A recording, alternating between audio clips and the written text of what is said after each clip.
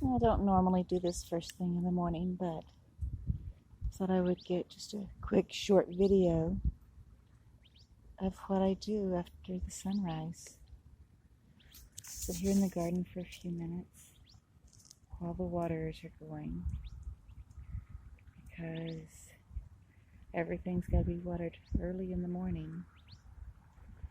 I was blessed again Friday with another pile of yard waste to put down for mulch.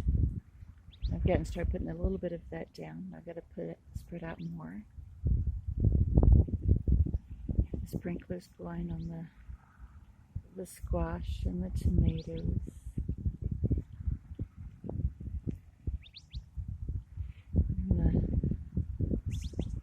Look how well this little grove of trees is doing. I was just out here the other day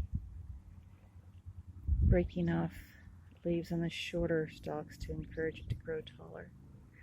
Most of them are at or above my head height now, so I won't have to do that much longer until next spring when all the new leaves come on.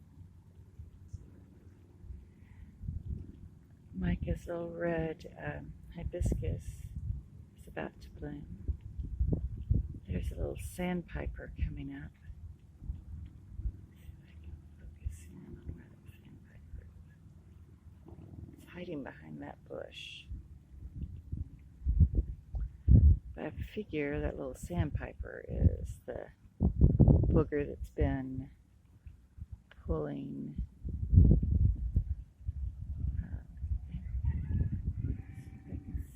back there.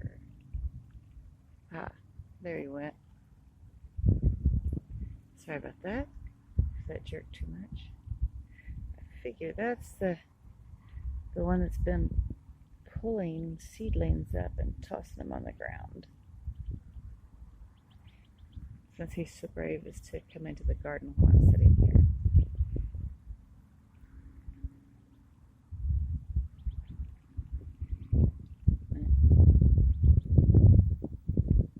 We're supposed to have a few more triple-digit days this week.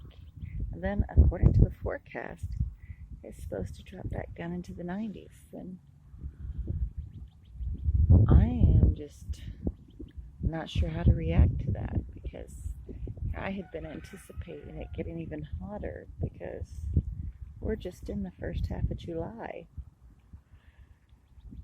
But according to the forecast, the temperatures are supposed to go low. Or low for normal for this area. Yeah. As you can see, there are some places where Micah's grass is doing very, very well. And there's some places where it's dry. Well, that's because my sprinkler system is not hitting exactly the way I anticipated. So every few days I'm moving sprinkler heads around. Except for the ones that I have hitting the vegetables, or the fruiting plants, the squash and the tomatoes. Those I am not moving around, just the ones that are going to the grass. And I think I need to replace that little sprinkler right there because it keeps getting stuck. So I've got another one that I'll put in its place. And when I do that, then I can move that hose around a bit and put it on that corner, on that upside down bucket that's on that metal spike that's there in the garden. I put a bucket over it so that Mike and I can see it more easily because I just don't want her to get hurt on it. And all of this stuff that I water, and then those over there, look how wonderfully those are doing. And that little splotch of green. Where's my camera? Where is my...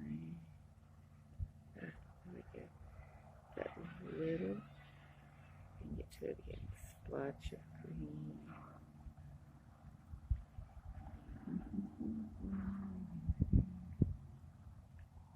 Right there.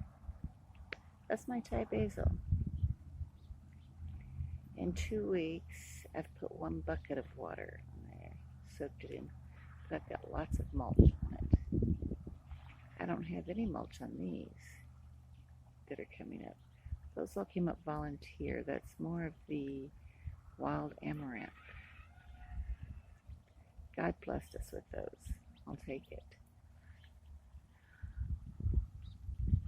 So, and zoom this back out. These globe mallows. I can zoom in on the flowers of mine. The bees love these. And so where they've come up on their own, I've left them.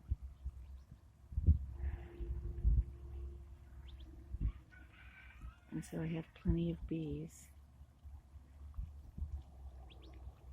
for my plants that I planted. And let's see, before I turn the water off. Yesterday there was one of the hibiscus that was blooming. Oh, looks like maybe I missed showing you that one. Oops, right there. It's all closed up. But I have all these other buds that I'm anxiously awaiting.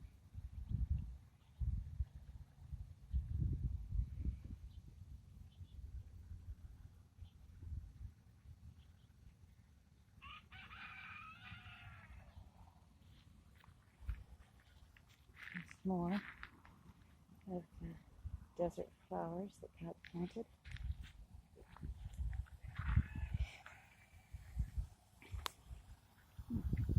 Be careful, sprinklers.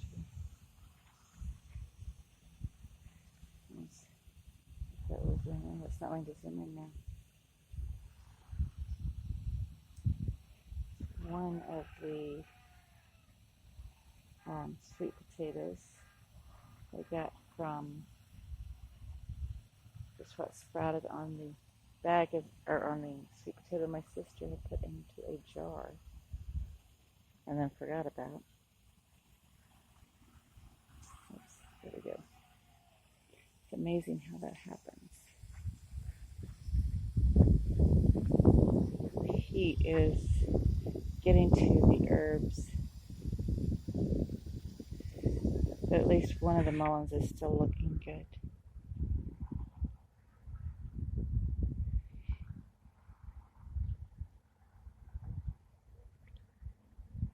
And that one right there in front of the mullein, I don't remember what that is, but there's a couple of them that came up.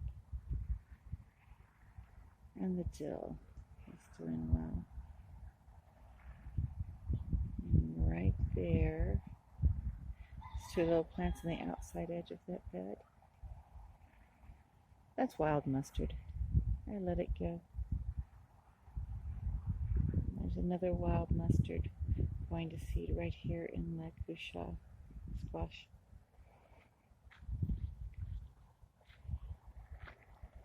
And down here in the center, there's one that's just huge.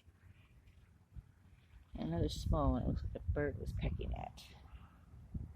These darn birds. I'm gonna have to put some bird netting out.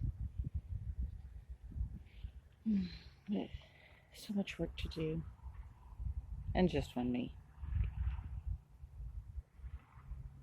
But anyway, I'm going to show y'all in a little bit of the morning garden. I still don't have anything coming up from the seeds I planted here. But that one over there, maybe it's the shade that it got from the dill. It's not going to zoom in. do believe is where I have the Tulsi.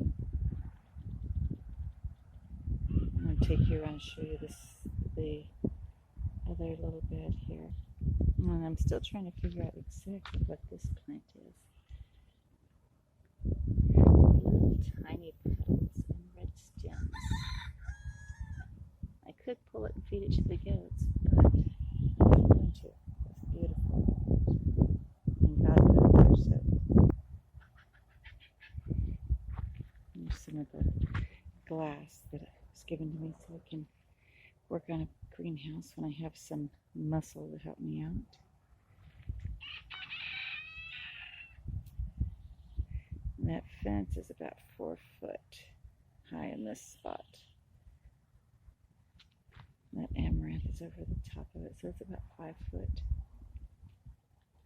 I do have one of my red runner beans that came up and didn't get eaten by the birds.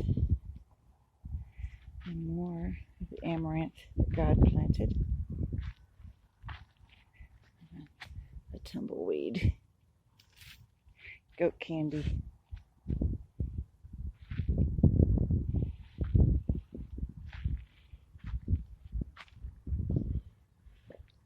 Be right there, girl.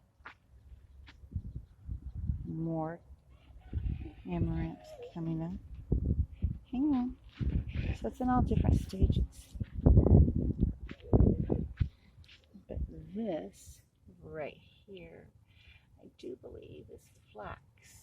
There's some more right there. Because I had taken some of the flax seeds that I have in the house and planted a row. And there's some more here in the midst of Micah's little flower bulbs. I planted it right along the soaker hose. See if I get to grow. Of course, more amaranth. And then this one, that's the one I keep forgetting. It's not vetch. It's another wild edible. One that's known for being mucilaginous, but I've not eaten any of it. And then there's some more that's turning into the little gray plants. That's not flowers, those are leaves. I'll leave these along here for ground cover and for the bees. And here we are, more goat candy that blew in. Put that to the side and give it to them this evening.